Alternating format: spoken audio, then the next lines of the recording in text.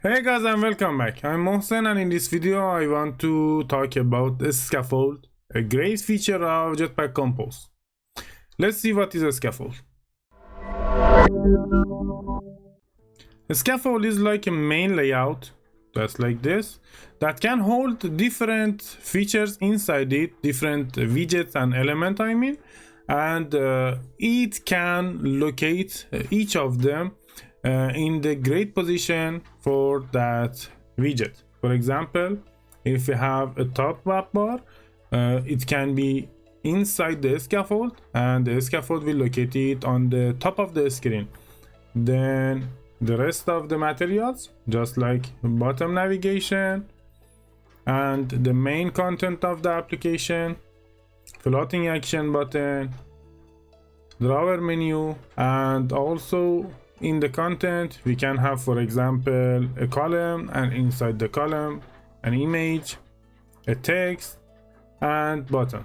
And as you can see, all of them are located inside the scaffold, and each of them are in the best position for them.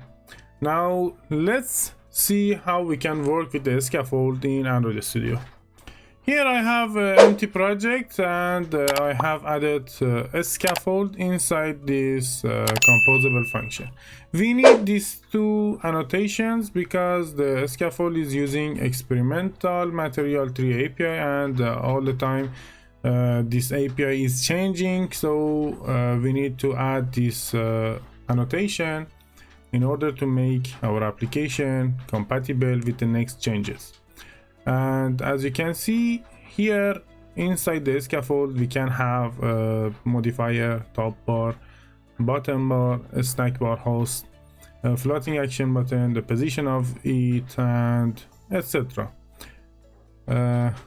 Today I'm going to show you briefly some of them, and in the next videos we will create each of them like with all of the features that they have, and we will customize them and etc.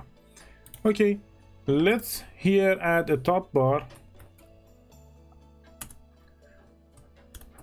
and as you can see, the top bar needs the composable function.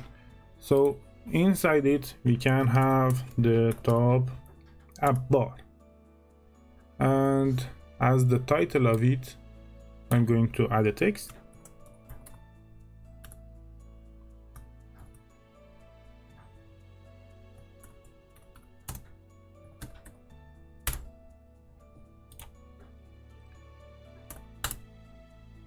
Then a bottom bar,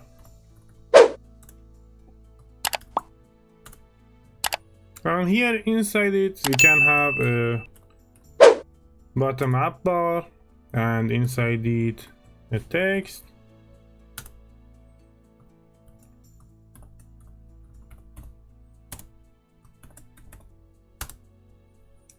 then let's have a floating action button,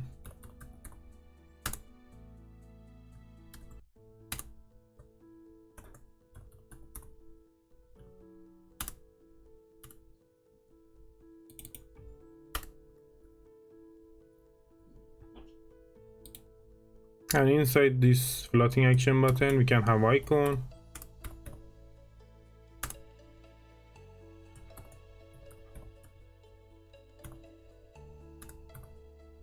and in this case I'm going to choose the add.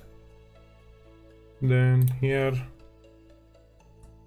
a string value, it can be anything, and that's it for the here between parentheses, and as the content that will be located between the brackets, I'm going to add a column with a modifier,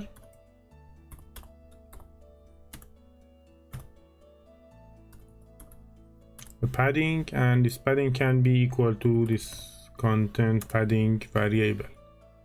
Then inside it we can have a text, for example, and to represent the main content of the application. Okay, that's it. Let's check it on the emulator.